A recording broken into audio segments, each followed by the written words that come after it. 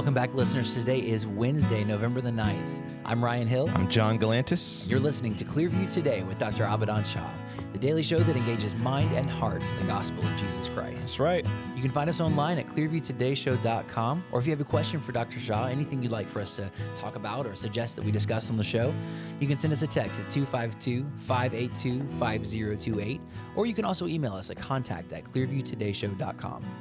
You can follow Dr. Shah on his website, abadanshah.com, and you can support us here at the Clearview Today Show by visiting that website. There's a link to donate right there on clearviewtodayshow.com. Every donation that you make goes to that partnership for spreading the gospel to as many people as possible. You are an extension of us here at Clearview Today. You are helping us further the message of the gospel, the message of hope for the world, and we value your partnership. We're thankful for the gifts that we've already received, so please continue to support us as we seek to reach as many people as possible. Amen. And you guys can help us keep this conversation in the airwaves by liking the show on iTunes. You can like it. I don't know if Spotify has like liking and rating shows. If it does, please do it there as well. No, that's a good point. I've never tried to. I think because Spotify is. It's not. iTunes is free. You don't have to pay for podcasts, but probably should have figured that out before I started to say it. But definitely on iTunes, leave us a 5-star review. Leave us a 5-star rating and a very well worded review. I like to read all the nice stuff that you guys have to say about that. And I don't like the criticism, and it's very mean to me. Positive feedback only. Positive feedback only. Let's go positive feedback only this round. That's right. But in all actuality, those reviews and ratings do help the podcast stay visible. Very much. And that's how iTunes sort of pushes podcasts, is by where the conversation is. Kind of like what we're doing here. We're keeping the conversation alive. So those ratings and those reviews really help us do that as well. Thank you for all of you who've already done that. Yes, absolutely. John, you got any updates for us in your life today? How's everything going? Oh, man. I've been banned from Jersey Mike's because of you. Hold on. Wait, banned from Jersey Mike's? They won't let me come back in there and order sandwiches no more. Why? That's not true. But I was scolded. It's because of you. And I think you know what you did. I think you know what you did. Do you want to share that story with everybody now that you've already opened that can of worms? Yeah, I've been stewing on it privately for a while. So basically, here's the thing. I get the number 11. I should have waited until after lunch so I could eat it on air and people could listen to me eat it. Then you're smacking in people's ears. Better not. Probably not. Yeah, better not. So I like the number 11. It's a very simple sandwich. It's ham and salami. And then whatever vegetables you want. I don't get the vegetables. But I said, you know what? There's very few things in the world I detest more than ham. I'm going to get rid of the ham, take off the and put pepperoni on. I think I've done that for last minute. Which you've done that as advice. Absolutely. Yeah, absolutely. I don't want the ham. So Ryan, when he was, maybe you can tell this part, but he would, for some reason, I don't know what was going on in his mind, but he was like, hey, in the special notice where it was like, hey, do you have anything special you want in the sandwich? I would always just put, hey, take off the ham, add pepperoni. For some reason, I don't know why this entered his mind, but Ryan was like, hey, we got a ham allergy. Take the ham off. Do you have any reason why you did that? So here's my thinking. I've worked in restaurants before, and typically when people give special instructions, it's like, okay, we'll do our best to accommodate that. But when the word allergy is attached to it, it's like flags are going off. Like, okay, we got to really pay attention to this because someone's health is on the line. So in your mind, so when my friend John Galantis says, I do not want ham on this sub. If there is ham on this sub, so help me, I will cast it as far as the east is from the west. Yeah. And I will come for you, and I will come for your family. Yeah. I'm like, all right, we'll solve this problem. So you're saying the hissy that would follow that is not worth it. It's worth lying to these people and saying, hey, there's a ham allergy, so I don't have to hear this mouth over here. Exactly. I guess I get that. So I put ham allergy, substitute pepperoni. Right. So I go in there. This goes on for like a week. And because we're getting Jersey Mike's a lot. Jersey Mike's opened in our town fairly recently, so we're eating there a lot. We're eating there pretty frequently. Which I love. I love, by the way. I'd eat it every day. So I go in one day to pick it up, and he finds me. He sees me, the owner of the restaurant, mind you. He sees me, and he's like, hey, are you the guy with the ham allergy? And I'm blind. I'm like, huh? He's like, yeah. He's like, you're the guy that does. I just want to let you know, like, I'm 100% fine subbing out pepperoni for ham, but just so you know, pepperoni is like a form of ham. Like if you're allergic to ham, you're also allergic to pepperoni. Which I actually did not know. I didn't either. I didn't even know. So I was like, what are you talking about? And then I think I started piecing it together. Like I think Ryan's been putting it in. So I was like, I don't want to sell Ryan out. So I was like, yeah, I put that. I wrote that. He was like, okay. I appreciate you covering for me. Yeah, he was like, I just want to let you know, we take that kind of stuff really seriously here. So if you don't See, restaurant, they take it very seriously. He was like, we took that stuff really seriously. So like, I'm happy to put whatever you want on your sandwich, but if you don't have an allergy, like, please don't say that. And I was like fuming. I was like, I'm sorry, sir. I don't know what came over me. So I was like, okay. So then I came back. I was like, hey, just so you know, I don't have a ham allergy. I just don't like ham. He was like, I kind of figured because anyone with a ham allergy cannot eat salami. They cannot eat pepperoni. So I went back and I was like, did you tell Jersey Mike's I have a ham allergy? Everyone was like, yeah, I did that. I was like, well, I got scolded for it. If the owner of Jersey Mike's is listening to this And show, I know you are. I publicly apologize for putting that John had a ham allergy because he does not. He just doesn't. I don't. Like ham. I just don't want the ham. I apologize for lying. But I appreciate that you guys always put you make that concession for me and give me pepperoni instead. Yes. Very much that's good customer service. That's right. That's right. Absolutely. Well, on today's episode, we're talking about a concept that might not be familiar to people who have not been listening to Clearview stuff for a while. Right. We're talking about this concept of shining in exile. Much like I've been exiled from Jersey Mike's. Hopefully, you'll still find ways to shine. That's right. Without ham. Yeah.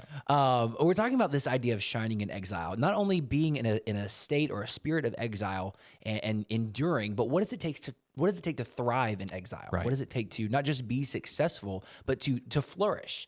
And so we're going to talk about that today. We're going to bring Dr. Shah in the studio in just a few minutes. This is something we've been talking about kind of off and on over the course of the past couple of years with everything going on in the world, this concept of shining in exile. We'll tell you more about what that means. But if you have questions or suggestions for new topics, feel free to text us at 252-582-5028. Just a reminder that we are saving those questions for Friday's episode, the lightning round, and we're going to pose those to Dr. Shah on Friday. We're keeping a bank of the questions, so if you don't hear your questions on Friday, don't fret. Not this Friday, though. We've got an interview this Friday. That's right. You're Next right. Friday. This Next Friday is different, but we are saving those questions. So please keep sending them in. Thank you to those of you who have sent them in already. Or you can visit us online, submit those questions through the email contact@clearviewtodayshow.com. Right. We're going to go get Dr. Shah. We'll be right back. Are you looking for some new worship music to go along with all these amazing shows here on the Truth Network? Well, today's your lucky day because Dr. Shah and myself and a lot of the rest of the Clearview staff have been hard at work writing for the last few months, and we're very excited to share Clearview's new EP with you, Together Forward. Not only do these songs sound great, but each and every single one of them were born from a place of genuine worship and prayerfully written by our team right here at Clearview Church. It's available right now on iTunes, Amazon, Spotify, anywhere digital music is sold. So make sure to pick up your copy today and let us know how these songs are helping you, whether they're helping your worship band in your church or just in the car or around in your everyday life. Email us at info@clearviewbc.org. You can also support the ministry here at Clearview Church by visiting us online. That's clearviewbc.org/give. Thanks for listening. Now back to the show.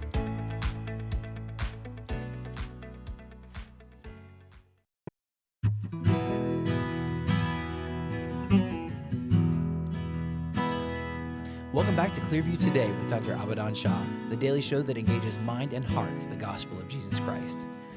You can visit us online at clearviewtodayshow.com or send us a text at 252-582-5028. Reminder that those questions are going to become a very important part of our episodes on Friday. Not this Friday, like Not you this said, Friday. but our Friday. Friday episodes for the lightning round questions. So make sure you are sending those questions in. If you don't hear them in a specific week, remember that we keep them and we group them based on category. So be sending those questions in. And thank you to those of you who have already sent in those questions. We do not have like a little shredder that says user submitted questions on it, and we don't call it our idea box, and we don't take turns putting it in there and then putting the videos on Instagram. That was an oddly specific example. Well, that's because that's what we don't do. Sorry, I should not have raised my voice, but we don't do that. Okay, we definitely don't do that. But it's a Wednesday. Dr. Shah is in the studio with us today. Dr. Shah, how are you this Wednesday? I'm doing very well. It's a day after elections. Yeah, man. And we are here, excited. Yes, that's see right. what God is going to do. That's right. Absolutely. If you guys are joining us for the first time, you've never seen the show before, you've never listened to an episode, you're unfamiliar with Dr. Shah's work. He's a PhD in New Testament textual criticism. He's a professor at Carolina University. He's an author, full-time pastor, and the host of today's show. That's right. That's right. And on today's show, we're talking about something that we referenced yesterday in yesterday's episode, but it's something that's been a topic of conversation for us for a while here at Clearview. Almost 2 years. Well, and even, I mean, in related to the sermon that we're going to talk about, even before that, talking about what it means to live the exile life, and not just live the exile life, but to shine in exile. Right. We're going to dive into this. Dr. Shah, tell us what we mean when we're talking about the exile life. What does that mean? Yeah, we're trying to draw a comparison with the Jewish people who were taken into exile under Nebuchadnezzar, the king of Babylon. And it was all part of God's plan. This was not random. This is because just like the northern kingdom of Israel, the southern kingdom of Judah had also gone the way of idol worship and disobedience to God. And so God warned them and warned them and warned them, and until finally they went over the limit, and God sent Nebuchadnezzar against them several times, and he came, destroyed the city, destroyed the temple, and took people away. And some of them who were taken away in the earlier periods where people like Daniel and Shadrach, Meshach, Abednego, and then finally, when the king, rebelled so much that he came, and of course, this time he finished the work he started, completely razing it to the ground, and then taking the Jewish people with him.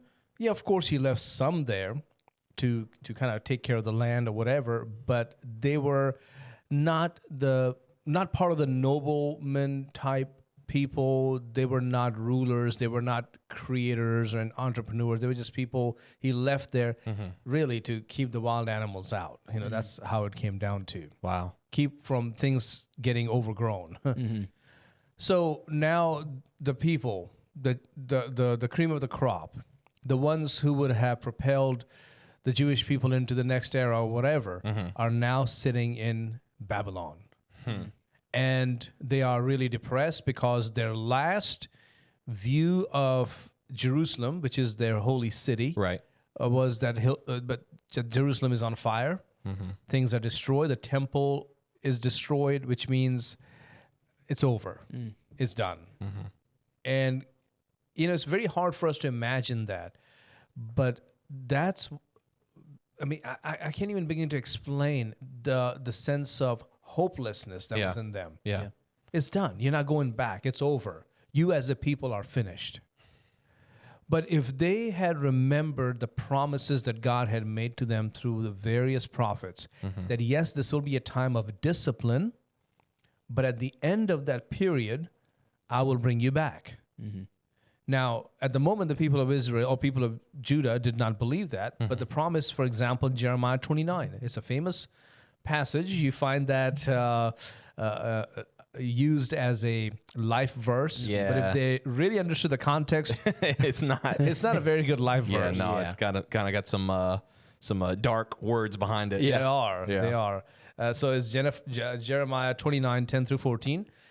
For thus says the Lord, after 70 years are completed at Babylon, means an entire generation and more are going to be in Babylon and die there.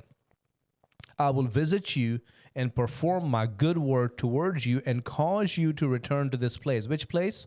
Jerusalem. You are coming back, but not before the 70 years are over, not before that generation dies in a foreign land. But then it says in verse 11, and we know this one really well, for I know the thoughts that I think towards you, says the Lord, thoughts of peace and not of evil, to give you a future and a hope.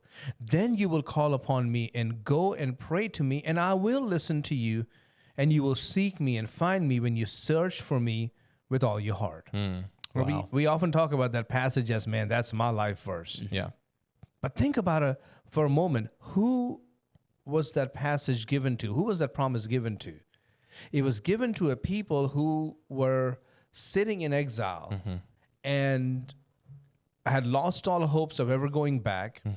And they had no desire to press on. They had no desire to do anything. In fact, Psalm 137 captures their sentiment. It says, by the rivers of Babylon, there we sat down, yea, we wept when we remembered Zion. We hung our harps upon the willows in the midst of it. So imagine these willow trees and these people who are now refugees in Babylon are hanging their harps up there. They don't want to sing. And the people around them, the ones who brought them, are trying to cheer them up. Yeah. That's Yeah. kind of ironic. Yeah, like, say, sing for us. Yeah, why don't Sing us a song. it'll make you feel better. Yeah. And they're like, how shall we sing the Lord's song in a foreign land? Yeah. Wow. Like, no, we're not going to sing that. Yeah. We're not in the singing mood. That's Yeah. a temple song. That's a song we sang after our festivals and our celebrations. And you want us to sing it while we're sitting here in your country, and you literally drove us here, destroyed everything back home, and you want us now to be cheerful? I don't think so. It's like there's a loss of identity almost. Oh, yes. It's like they no longer can even identify. I don't know whether it's out of guilt or just sorrow or what, but it's like there's no way that we can even identify as God's people Yeah. anymore. Oh, guilt, sorrow, shame, hopelessness, Yeah. discouragement, Yeah. you name it, bitterness. Do you kind of see that? I mean, I kind of see that mirrored for us today, like this loss of American identity almost. I was just about to say that. Like these things that we're describing sound very From similar. yeah, sound familiar. Like it's something that we're almost going through now. Yeah. Yeah. You know? And it's tragic because, when you lose hope, you lose any desire to press forward. Yeah. Why should I? Yeah. I don't care anymore. Well, I think we've seen that with you over the past couple of years. We've been talking about this. You know, people keep saying, "I just can't wait for things to return to normal," and it kind of got to the point where we were like, "Hey, that might not happen." Yeah. Right. You know, we are living in a new normal. It may not be what everyone is saying, like, "Hey, guys, this is the new normal. Get used to it," you know, because this is a good thing. Right. It may not be that, but there is also this sense of this is what life is now. Right.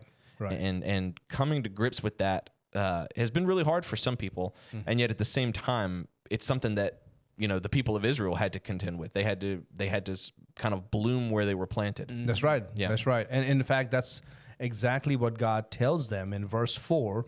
This is Jeremiah 29. God told them, in verse 5, build houses and dwell in them. Means they were still living in tents. Oh no, We're waiting. We're going to go back. They were We're waiting. refusing to unpack. yeah, We're not unpacking because anything. we're not gonna be here long. You're not going to buy any land. We're not going to buy any bricks and mortar and try to build a house. No, that's not happening. What's interesting here is that now research is coming out regarding the exile life, the life in Babylon, the life in Persia, and there's what they're finding is that even though it was very painful to have left their old country, and even though it was very hopeless that they saw the last vision of Jerusalem was the temple destroyed, the walls destroyed, and the city on fire, yet now researchers are finding, and how they find this is by looking at records, Yeah, yeah, letters, documents, receipts. That's what they look at. That the life in exile was not as bad as we think it to be. I mean, look at this. God is telling them to build houses, which means this. Nebuchadnezzar did not bring them to Babylon and put them in prison. right. Yeah, that's true. They thought weren't about like that? slaves working in the mines and Right. stuff like that. They could buy homes. Yeah, They could build homes.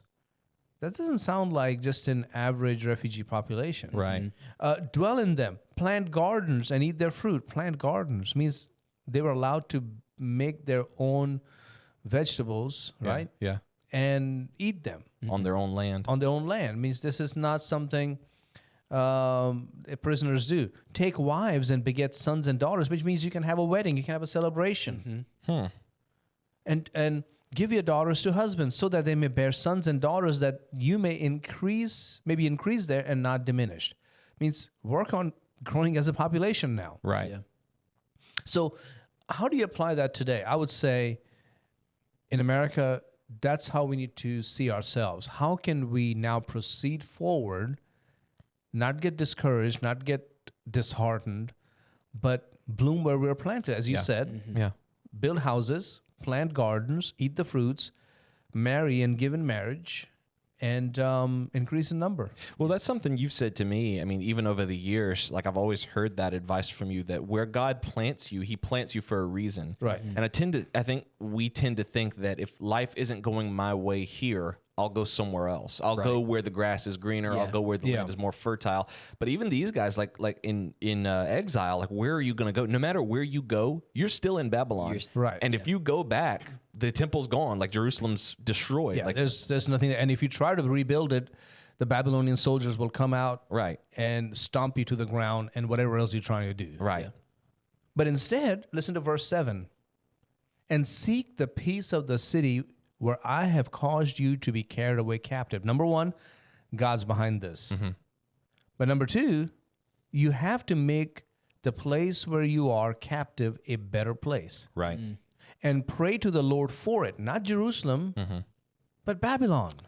That's so backwards from our thinking. Yeah, That's it's, so it's very backwards. counter to the ideas that are in place now. It's just like if this doesn't work, then you got to find where works for you, not Right. what works for you. Find where Right. works for you. Yeah. But this is saying where you are, be there and thrive there. Yeah, not 'cause- just exist, not just make it another day, but make a life for yourself and make that place a better place. Yeah. Right. Because that's the thing is like these people were your enemies. Right. But they're your captive. They won.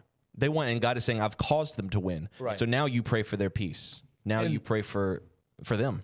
And the last line is very, very, very, I don't know how to say it, but it's one that America needs to hear. For in its peace, you will have peace. Wow. So your peace, because right now they don't have any peace. Right. What is peace, by the way? Peace is the ability to lay your head down at night and know that everything is fine. They couldn't do that. Yeah. One is their homes are gone.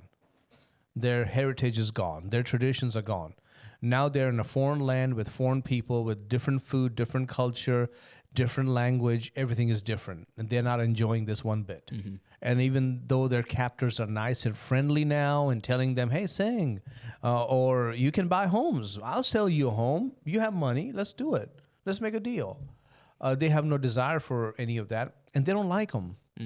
And yet God says to them, in its peace, means in this peace of Babylon, you will have peace. Yeah.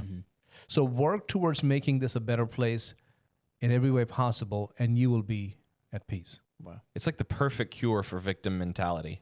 Oh, It's man, like the yes. perfect cure for being a perpetual victim. Because, I mean, who better than the Jewish people at this point? Who are victims. Yeah, I mean, they yeah. are victims. Yeah. It's bona fide. Yeah, but God is telling them that you being a victim solves nothing. You lamenting and singing these songs of woe and despair, like it's good that you recognize the gravity of your situation. At the same time, your peace is going to come from their peace. Yeah. So you may as well start getting comfortable where you are and start thriving and flourishing.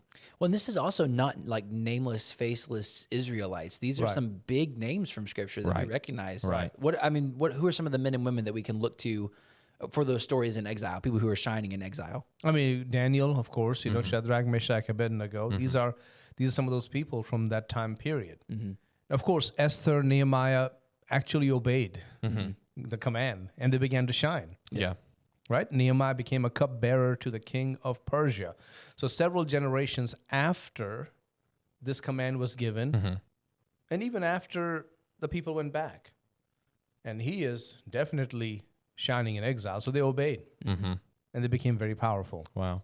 It's a message of hope, really, because I think here in America today, anybody on either side of the fence can play the victim. If Yeah. it's almost like if my side loses or I don't get my way or things don't turn out the way that I want, then I'm in despair for the next 4 years until we get to try again. Right. But either side of the argument or either side of the fence, there's this understanding that we're still Americans. We're still doing this together. We're still doing life together. And I should be praying for the country as a whole. That's right. I should be doing everything that I can to make this nation better. No matter how things have played out for me, we know, like you said in the last episode yesterday, God is still in control. He's still the king. And so the king has commanded us to pray for this nation, make this nation a better place, and I guess trust that there is a future and a hope still left for America. Yeah. Yeah. Yeah. This conversation has been going on here at Clearview for several years. It's something that we've been talking about. It's something that we've been engaged in. Something that you've said, Dr. Shah. In fact, just our conversations was what led us to this as a theme for our mission trip back in 2021. I remember that. That's true. That it was called Shining in Exile. I remember was the that. name I of the saw whole. David wearing that shirt. When were you wearing that shirt, David? It was probably Sunday night, maybe. It might have been Sunday night or I think it last was. week. I think it was Sunday night. Yeah. I don't remember exactly. Yeah, but you had it on Sunday. You had it on Sunday night. I remember that seeing was one of the most fun mission trips we've ever been on. That was the first one that we did at Fruitland, right? Yes, it was. And that was it was amazing. And the theme was, I don't even know if I could say anything would have been better than that, because the theme of that, Shining in Exile, was perfect for the time that we were in. Mm-hmm. And the students, that was where a lot of the students, I think, made a shift from being surface, like spiritual, to being like really in love with Christ and in the Word of God. I really honestly think that. Yeah, when it was those conversations that we'd had, and the messages that you'd preached, Dr. Shah, about, this is where you are. You need to be where you are. Be where God has called you to be. Be where God has planted you. And like you said, John, bloom where God has planted you. Shine in exile. There's a calling that you have. It's not just a matter of sitting back and being a victim, or sitting back. I mean, speaking on a teenage level, sitting back and letting that be something your parents worry about. Right. But make your faith your own. Go and live out your faith and make a difference in the world around you. It's something I appreciate from you, because it's not something that pastors are going to say. Yeah. They're not ever going to say that. It's going to be, listen, the world is your enemy. They're going to always be your enemy. Only Jesus is king. Just obey him and suffer through this. Grit your teeth, get through it. That's what people are going to preach from the pulpit. It's very rare. At least I've never heard it. Maybe someone else out there is saying it, but I think it's very rare that someone is saying, listen, yes, the world is in some ways going to put down Christian values. That being said, you can still thrive. You can still shine. You can still shine the light of Jesus. Because if not, then what hope is there? Why am I going to grit my teeth and just get through it? Yeah. What's the point of that? I want to be, and I think this is your heart as well, I want to be impacting the world. That's right. If we're not building something, it's just like God says, if we're not building and creating something, no matter what, we don't wait for the conditions to be right before we start obeying. Yeah. Well, one of my mentors loves to say it this way: capture the flag Yeah. for Jesus Christ. Yeah. And he'll always ask me that question: are you capturing the flag? At first, when he said that, I was like, "Oh, you mean like the game?" No, capture the flag means in the area that God has placed you. Mm-hmm. You need to move with such a determination and passion, and a vision that you are trying to spread the gospel of Jesus Christ as passionately, as widely, as clearly, as impactfully as you can, so that every person in your area of influence is changed radically by the gospel of Jesus Christ. That's what you're supposed to do. So my challenge to everybody who's listening is, it doesn't matter if it's day after election, your task is the same, which is to capture the flag for Jesus Christ. Amen. That's right. Whatever the situation, wherever you are, capture the flag for Jesus Christ. That's right. Absolutely. And you've got an opportunity to do that right here through this show, through Clearview Today. On our website, clearviewtodayshow.com, there's a button there for you to kind of pledge to sponsor us.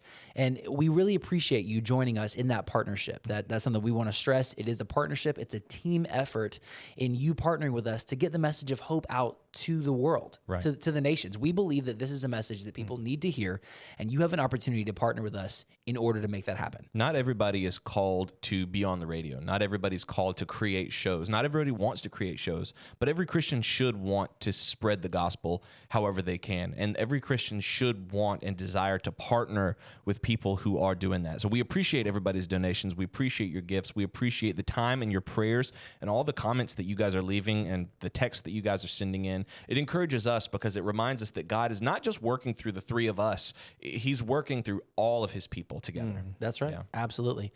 If you have any questions about things we talked about today, the ability to shine in exile, what the exiled life looks like, send us a text at 252-582-5028, or you can always email us at contact@clearviewtodayshow.com. Let's send them off with something practical. Ryan, do you have any last minute advice for I us? do actually have some last minute advice. So I was scared you wouldn't.